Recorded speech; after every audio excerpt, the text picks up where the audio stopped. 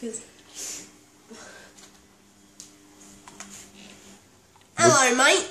What do you think of GFX Drama Alert? I think they're shit, and their channel should be closed down because they make rubbish videos, and I'd like to see better content from them. You know what I'm saying?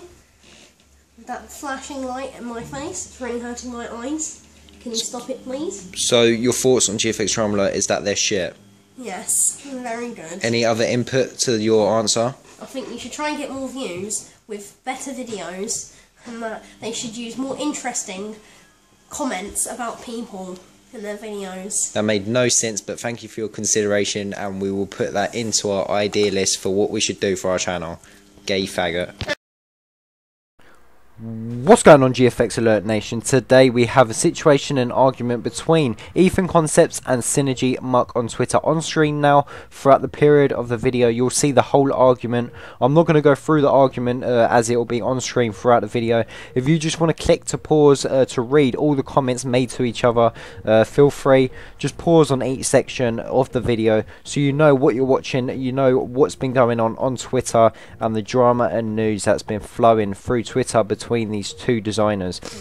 At the end of today's video, we have an interview from EthanConcepts stating his opinion on why Synergy Muk has added shapes to his logos, not taking up any skill in his designs to try and produce good art, good designs when making logos for known people or just for his clients.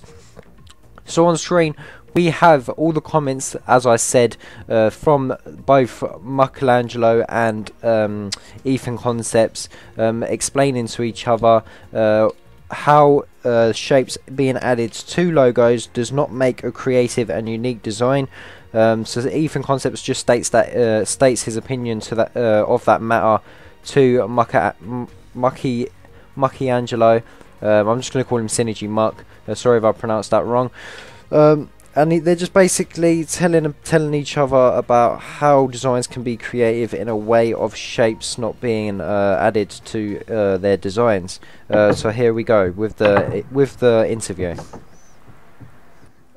Alright, hello GFX Alert Nation. Today I'm with EthanConcepts from Twitter. This is based from the argument that was going on between EthanConcepts and Synergy Muk on Twitter.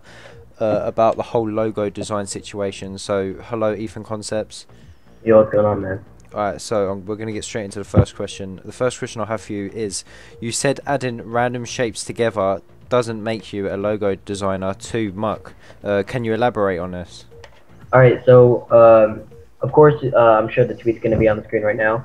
And, yeah, I mean, I said that, but it wasn't in the exact context as I meant it. Sure, it may have been blurred as the argument went on, but the original idea that came through that message was saying that if you look at logos, like from what I would consider logos, his logos aren't too fluent. I get that it's his style, it's abstract. I've had this opinion since, like, I want to say going on a year now, back when he was in Psycho.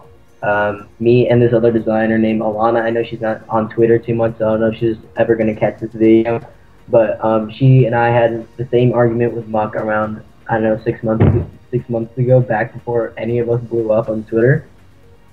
And I've had this opinion on me for basically that amount of time, and it really blew up when I saw him complain about his Face Fakey logo that was going around Twitter, and how Fakey replied to him saying that he didn't want to use the logo because of how he had another one used for his pre-made designs logo contest, and that was like a couple months back. And as he started to complain about Fakey not saying, Fakey not wanting to use it, I subtweeted out saying that, of course you're underrated, what would you expect? I mean, if you're overrated, of course, why would you expect to get anything more than that? Just because I thought it wasn't that good enough of a logo for someone to be using at that phase caliber, you understand? And to see him complain about it, saying that it should have been used, that's when I got upset. And it's just the same exact logo that I've seen from 6 months ago, and it's the same exact cookie cut polygons added together, and it's not as powerful as the pictures that he sent through Twitter. He sent the Apple logo, the Nike logo, a couple of companies named Polygons, their logo, and the difference between their logos and his is that those have meaning, and of course that said just shapes, but he took that out of context into saying that any shape is a logo, and now his fanboys were coding pictures of random logos to me, quoting my logo even, and I'm sure you could have seen that as being, you know, being contradictory to myself, saying that my logo is basically a triangle. But if you still match that up against what he makes, it's just not, you know, clean enough to be used at any other level besides this COD design thing, you know? Alright, so question number 2 I have for you is, you say it takes no skill to towards Muk, saying all he does is add shapes to his logo. But if he does produce a detailed design which someone higher in a community likes, such as someone in a big clan like FaZe, for instance, or Obey, and they like the design, what he done, but all he done was really add shapes to it. Can you elaborate on how this doesn't take skill? Name one FaZe and Obey member that has used his logo.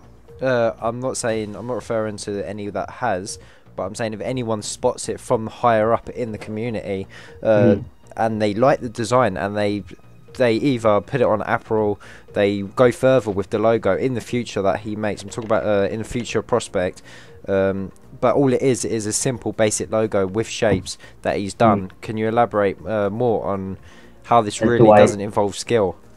I'm just going to opt not to answer this question because there isn't actually any proof that he has done this. So yeah, I mean, I've done logos for many people too, so I could argue the same thing about myself. So I don't really consider that as a point of view, I guess. My last question for you is, what are your thoughts on Muk as a designer?